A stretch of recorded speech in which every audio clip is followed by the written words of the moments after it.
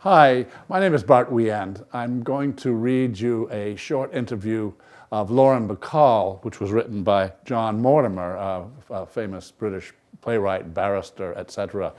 And I'm going to read you a little bit of an introduction about him to you for first. John Mortimer is was a playwright, a novelist, and former practicing barrister. He died in 2009. During the war, he worked with the Crown Film Unit and published a number of novels before turning to theater, with such plays as The Dock Brief, The Wrong Side of the Park, and A Voyage Round My Father. He's written many film scripts, radio plays, and television plays, including 6 plays on the life of Shakespeare, the Rumpole plays, which won him the British Academy Writer of the Year Award, and the adaptation of Evelyn Waugh's Brideshead Revisited. His translations of Feydeau, who have been performed at the National Theatre and are published in Penguin as the three Boulevard farces. Penguin published his collections of stories, Rumpole of the Bailey, The Trials of Rumpole, Rumpole's Return, Rumpole for the Defense, Rumpole and the Golden Thread, and Rumpole's Last Case, as well as the first Rumpole omnibus. 2 volumes of John Mortimer's plays, his acclaimed autobiography, Clinging to the Wreckage, which won the Yorkshire Post Book of the Year Award, In Character, a series of interviews with some of the most prominent men and women of our time. I'm going to read from the second book, this was published in 1979, he wrote, his first book was so successful that he wrote a second book of interviews. And this one is called You Know How to Whistle, Steve, which is about the life of Lauren Bacall. You know, Steve, you don't have to say anything. You don't have to do anything. You just have to whistle. You know how to whistle, don't you, Steve? Just put your lips together and blow. Movie buffs may well correct her. Miss Lauren Bacall was quoting from a long memory, looking back 41 years to the time when she caught a box of matches from Humphrey Bogart and looked up at him through long lashes past a sleek wave of hair. She was the new girl of the 1940s in To Have and Have Not, the girl as one of the boys, with a cigarette, a husky voice, and a joke for every occasion, who answered to the sound of a whistle, provided the whistler was a tough guy with a heart of gold, wearing a sailor's cap and an enigmatic expression. I just wanted to find out if this wisecracking, experienced girl was anything like you. Please don't answer this if you don't want to. But had you had any love affairs by the time you started To Have and Have Not? Mr. Mortimer, what a question. Of course not. I was a nice Jewish virgin. I looked at Bogart in that way because I was so scared I couldn't keep my head up properly. Was he really that tough character he played? Let me tell you, Mr. Mortimer, Bogart was as old-fashioned, sorry, oh no, I'm sorry. Let me tell you, Mr. Mortimer, Bogart was an old-fashioned man with great pride in his profession. But when it happened, I was the first time he'd been unfaithful. You know what he was? Emotionally fragile. He lived by the 10 Commandments and the Golden Rule. Bogey was 25 years older than me. Remember, he was born in 1898 and he fought in the Navy in the First World War. Then he went to work on Broadway. He was a stage manager first. Then he was in a whole lot of plays where he came through a French window and with a tennis racket. Drawing room comedies. I think it may be a legend that he was the first actor to say, "Anyone for tennis?" I thought of Humphrey Bogart, born during the reign of Queen Victoria, fighting in the same war as Wilfred Owen and Siegfried Sassoon, meeting the 19-year-old World War II girl, and being bowled over. He was always a perfect gentleman, Miss Bacall was saying.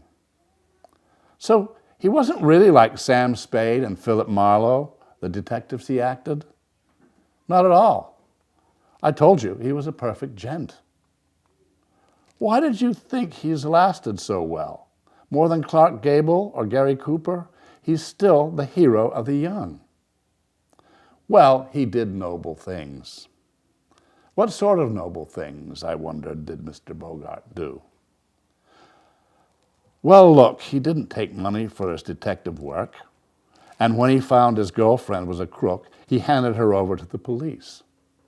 It was the sense of humor, you see. I blinked because it was not exactly Mr. Bogart who had behaved so selflessly, but Philip Marlowe in The Big Sleep and Sam Spade in The Maltese Falcon. How to separate the play from the player, the eternal, deathless image from the actor who changes and grows old. Had Bogart and Bacall fallen in love with each other, or the characters in her first movie? Probably quite a lot of both. Do you think you'd have fallen for Bogart if he'd run the local drugstore, for instance?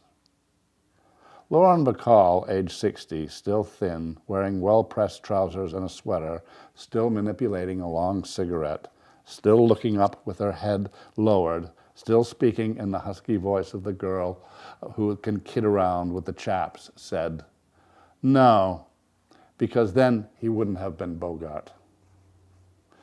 My father had left us when I was about 5 years old.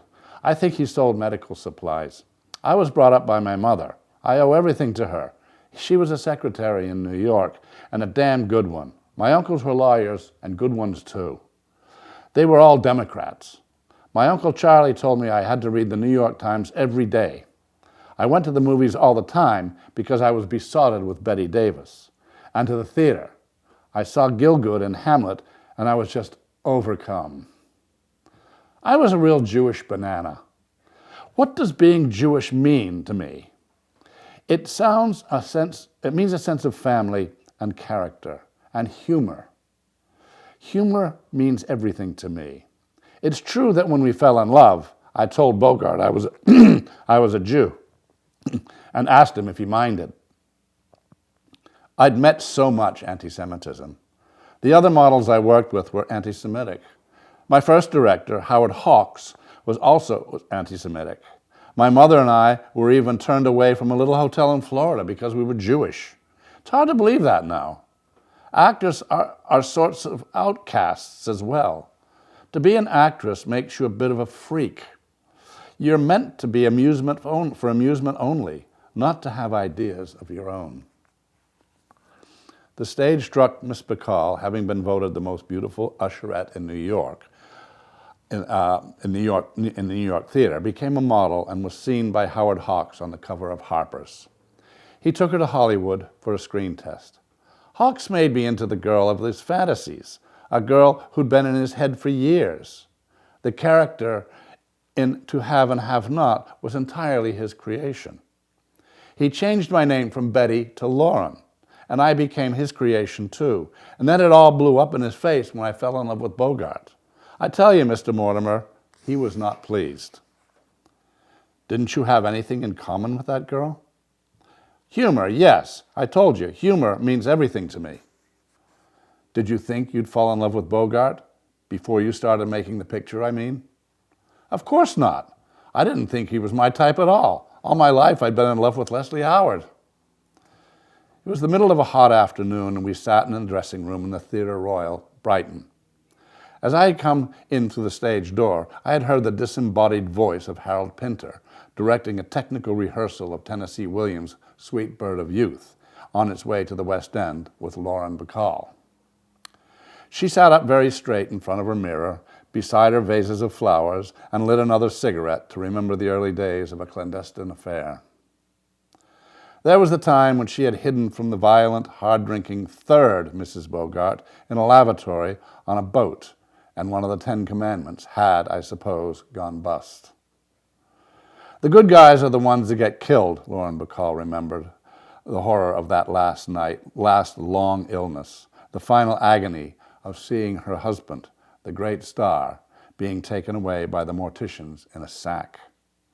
And the shits live on. God doesn't manage things very cleverly. Was Bogart a male chauvinist? He thought women should work, but he did say his ideal was to have a very small woman he could keep in his pocket and bring out occasionally. If she talked too much, he could just put her back in again. I heard the sound of a great future rustling. Outraged feminists throwing down this interview at the notion of a pocket-sized woman. And drink? Bogey learned to drink in the Prohibition era. That's when his friends like Bob Benchley learned to drink too. It got a bit better after we were married for a while, but he had to have cocktails, lethal Rob Roys, before dinner. One was too many and two weren't enough for him. He drank beer with dinner and then lots of Drambuie afterwards. I thought of the horrors of American drinking, deprived of wine.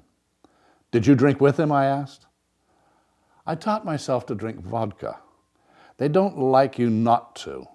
I mean, you can't just sit there being a judge on the sidelines. And it's kind of boring being with someone who drinks.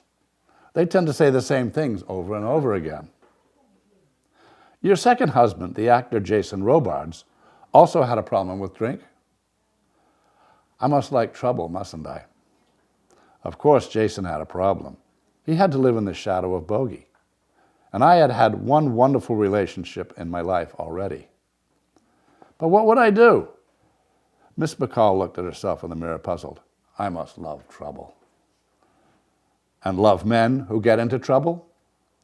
I can't stand people who are constantly in control. I like people who make mistakes. And Mr. Sinatra?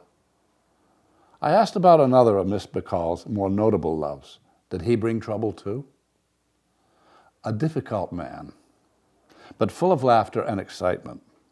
We had a lot of good times together. He was at his peak, and it's not the worst thing in the world to be sung to by Frank Sinatra. And then I said something about marriage, and he wouldn't even discuss it. Frank just couldn't cope with the idea. I liked what I had of him. He was interesting. Have you ever had affairs with any uninteresting men? Uninteresting? One or two, I guess, in desperation. Miss Bacall laughed and then became serious. You know, men are getting fewer and fewer, Mr. Mortimer.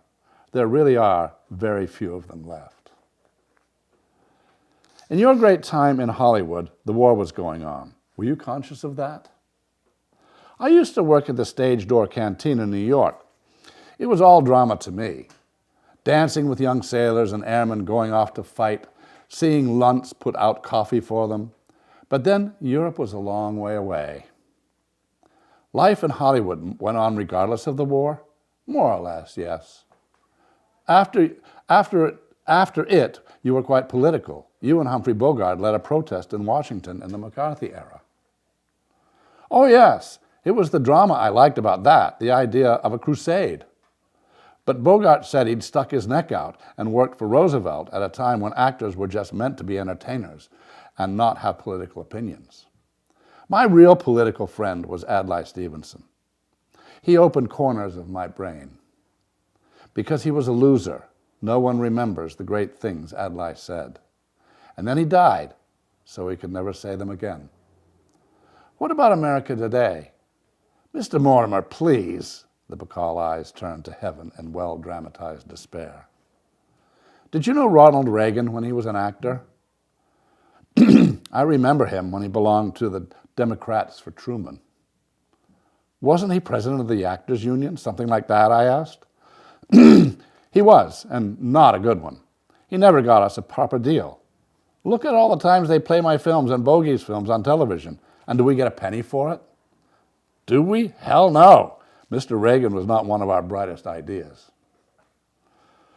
After those first two wonderful movies with Howard Hawks, To Have and to Have Not, and The Big Sleep, the parts weren't so good?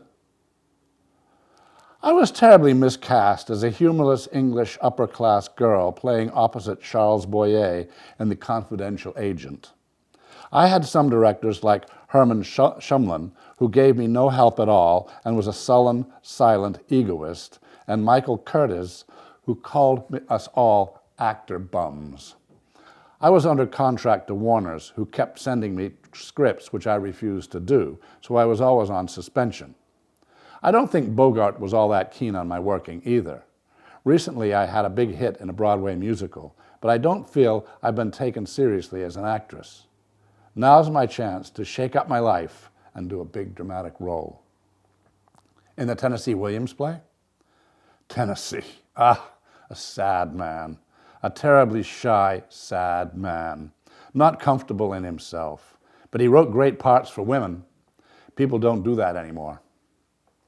The dresser came in with more tea and cigarettes, saying, "I shouldn't encourage your habit." "No, you shouldn't, should you?" Miss Bacall lit up and fell silent. I asked her about her family, the 2 Bogart children and Bogart and 1 Robards.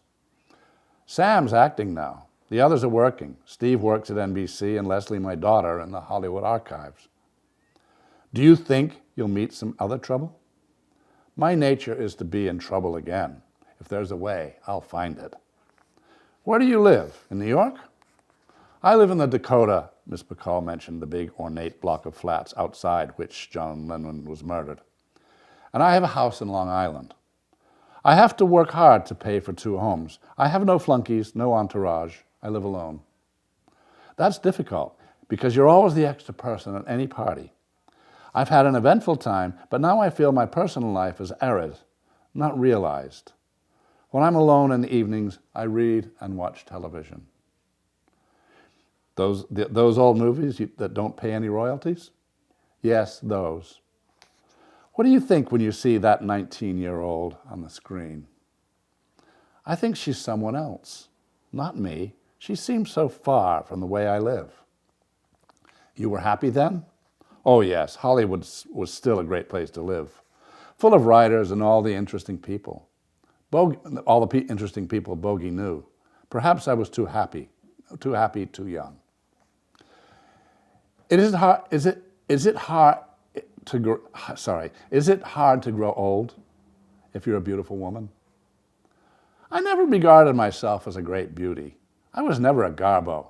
I don't know. Now, Mr. Mortimer, please. So I didn't think about that. I must be about the only actress of my age who hasn't had a facelift. Miss Bacall looked at herself critically in the mirror and then dunked a ginger biscuit into her tea and bit into it with determination. I've worked hard to earn those lines on my face. I don't want to lose them. It is tough being alone. But I build up protections. I'm quick on return lines. I always make jokes. Not that anyone always gets them. What do you want to do in the future? I want to do this play well. I can't think further than that. It was time to go. Harold Pinter came in to say goodbye, and the actress, facing a new shakeup in her life, had to rest on the well-used couch in the old dressing room. I tried one more question. What do you really hate? I hate liars and phonies and people without humor. I can't live without humor. That's more important than happiness? I don't see how anyone can be happy today except a newborn baby. Once you start reading the newspapers, you realize what a nightmare it all is. Though I must say, life seems fairly peaceful in Brighton by the sea. Backstage in the old Theatre Royal, where I had enjoyed many exciting and nerve-wracking occasions, and where there was once a bar in the wings called the Last Gulp, I left Lauren Bacall alone. On my way out of Brighton by the sea, I passed the front of the theatre. The local inhabitants were queuing for tickets, and on the posters I saw the face of that irresistible, vanished girl who would be there any time Steve cared to whistle. The end.